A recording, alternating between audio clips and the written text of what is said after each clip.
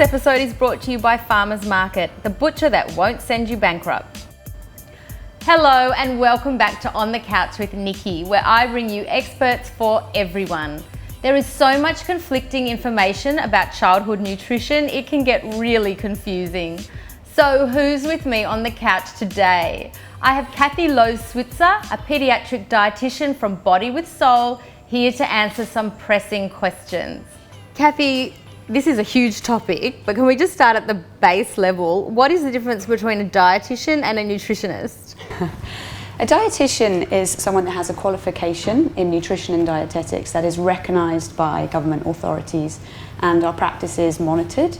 A nutritionist may have a degree in nutrition and they will often be a registered nutritionist. So if you're looking for a nutritionist, you're looking for a registered nutritionist to give the best advice. I think the most pressing issue with most parents would be, is my child getting enough nutrition? How do we know if our children are getting the right balance? The healthy diet at the moment, I feel, is two big things. It's a variety of foods to help your child grow. So if your child is growing well, they have the energy for the day, they have the energy to go to school, you're often not going too wrong, okay? But the other side of it is also having a healthy attitude towards food. Your child enjoying their food, enjoying their meals, and not having these battles that we have at meal times. But there are battles. There are lots of battles. And so a lot of parents feel they have to surrender and just go, well, my child just won't eat vegetables or won't eat fruit, but he does have enough energy and he's getting through the day. So where does it matter? If we have battles every meal time because you're stressed that your child hasn't eaten their 2 florets of broccoli, it's going to lead to ongoing issues. And we've just got to think of, maybe sometimes look over the week instead of on a daily basis. And over the week, if they've had a few different portions of fruit and maybe 1 or 2 vegetables, don't stress about it. So do those 2 florets of broccoli actually make a difference? Is it worth the battle? How do you know how much do they have to eat for it to actually register?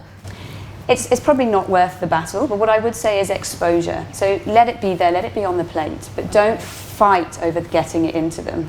If you're putting too much emphasis on getting certain foods into them, you're labelling certain foods as good and bad, and that's what we want to steer away from as well. From a home perspective, it's making sure they are having at least 1 good meal at home, or it's offered to them, it's on the table, and it's not okay to be going off and having a takeaway again and again and again. And they get the money from somewhere to go and buy that food outside, and it's going to be mum and dad. So I think there has to come a time when you say, no, the meal's on the table, this is it, or you go hungry tonight. That's kind of the rule. So it's okay to say no dinner for you unless you're eating this? Absolutely, absolutely, I think. And I think that's where parents get down into a spiral, is where they say, okay, you're not eating the fish pie, I'll go and make you something else, what would you like? It's got to be from an early age. This is the dinner we have on the table, maybe a few different options on their plate. So they've got macaroni cheese, but maybe with something else on the side, a piece of bread or some carrot. They let them make a choice on that plate, what they choose to eat. If they leave the carrot and they ate the macaroni, don't stress about it. If they refuse all of it, that's their meal. I mean, you can present vegetables, like I say, in all different ways. So some child might like grated carrot, but they may hate a roasted carrot, for example. And it's just about exposure, exposure, exposure. So for example, if you put some roasted carrots with maybe even honey glaze, and they didn't like that, maybe you could try grating the carrot into a spaghetti bolognese or into a soup even, a creamy soup. So if there were just some basic guidelines, even for people to know, well, what does constitute a decent meal? What do I need to include on the plate? Aside from vegetables, yes, we know that there's vegetables. What else? And that's true. We don't want to go on and on about vegetables because there are a lot of other foods that are very important in our diet. I'd say with a child, base each meal on a carbohydrate food. So that would be your breads, your cereals, your pasta, your rice. These are vital for their daily energy sources. So each meal should be based on a carbohydrate food.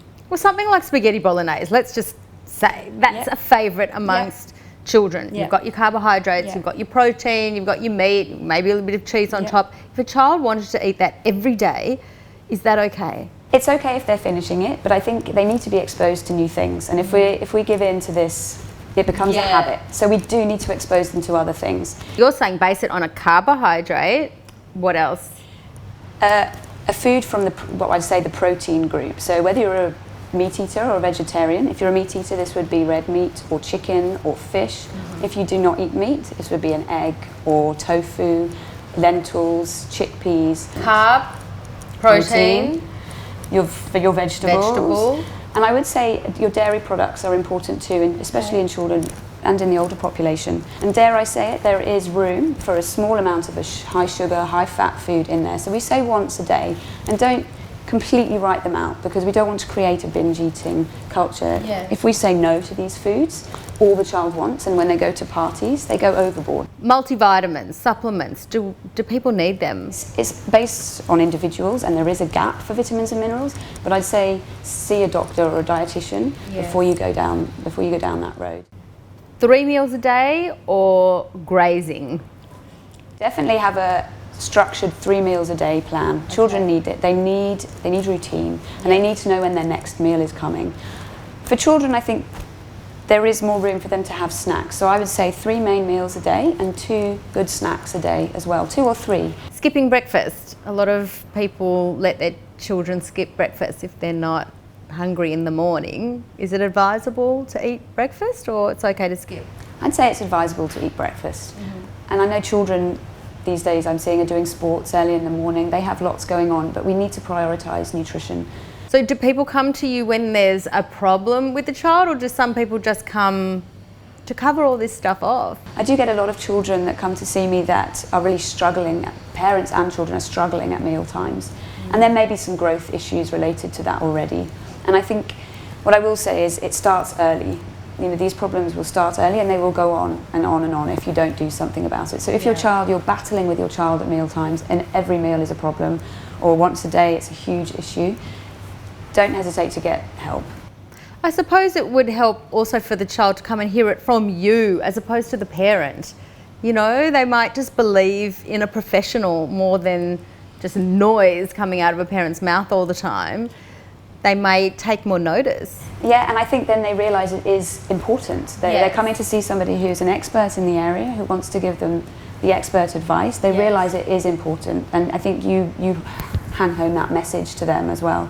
I do actually sit with the younger children and eat with them sometimes. We have meals together, so I can pick up on certain behaviours that maybe I sit with mum as well. We sit together, we have lunch, and I can pick up on some behaviours. Sometimes we video it, or I get mum to video the meals at home. We do see children with eating disorders, and they do need to come to the appointment, because they're often the older children, and it's focusing really on why it's an issue and why it's got to this stage, and only they have the answer really to that. Yeah. So what age children do you see? I see a huge range of children. I see from birth, so infants, all the way up to 18-year-olds.